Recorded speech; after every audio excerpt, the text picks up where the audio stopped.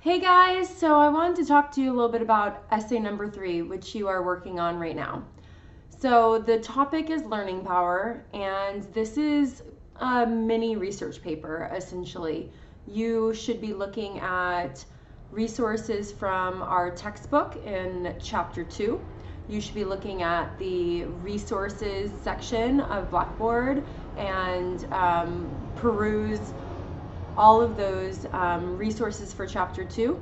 You should be doing outside research. You should be talking to people since you have friends who are students. You have family members who've gone to school.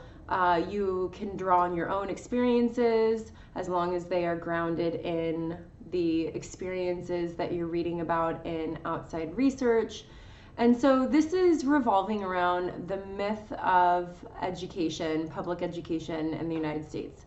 So I wanted to give you some reminders. I recommended reading Anne Lamott's Shitty First Drafts, and that's to remind students that, hey, we all have shitty first drafts. And I love that Anne Lamott says, okay, well, there's this one person who can write beautifully constructed sentences right from the get-go, but we don't like her very much. So even people who consider themselves very good writers don't write perfect, beautiful first drafts.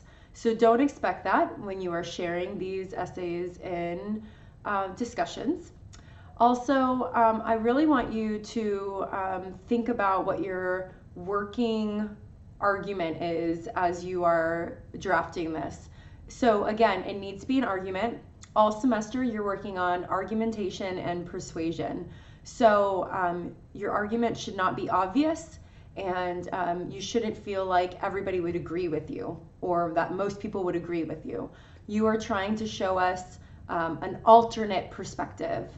And so I also have a list that I like to share with students, and you can find this in the essay number 3 folder in assignments.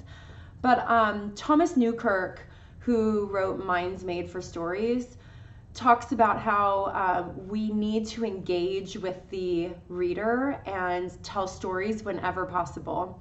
And so this means that when you give data, tell the story of what those numbers mean.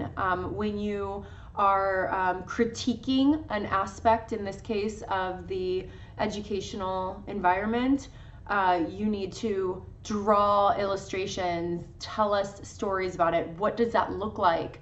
Can you use Mike Rose in your essay to create an illustration? So I have this list. What does it look like, smell like, feel like? Use your senses. Yes, even in academic essay writing. What experiences or examples can I relate to this? So that means every single claim you make will have evidence with that claim. So every point you make, every assertion you make will have evidence to back that up, okay? And then thinking of like, what comparisons can I make? So this means using a variety of evidence. So I have types of evidence handout in my resources folder, and so that's in that ongoing guides for essay writing folder. So draw analogies, which are comparisons between two things, and I have my notes here with me, so that's why I'm looking off screen a little bit. So why does this matter? What's the purpose? What's the so what of this? Why should we care about this? How does this fit into the larger debate or controversy? Then how can I restate this as I'm drafting to then make it more dynamic, more interesting, more engaging? So I want you to think about these things. And then when you are reading your peers' drafts, you need to give them really thoughtful, detailed feedback. This helps you as a writer to be able to articulate what people are doing well and maybe not doing so well, because then you can apply it to your own writing. So it helps you and it helps them. So you need to answer all those questions that I posed in discussions in the workshops, and you need to make sure that you give really clear feedback, not only for full credit, because you'll only get full credit if you give thoughtful, thorough feedback, but also because it helps you and it helps them.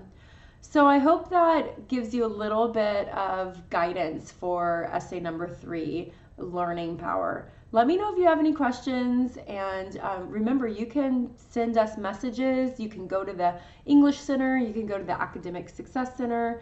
So hopefully you feel like you're not alone, and if you do need me to answer questions, please reach out.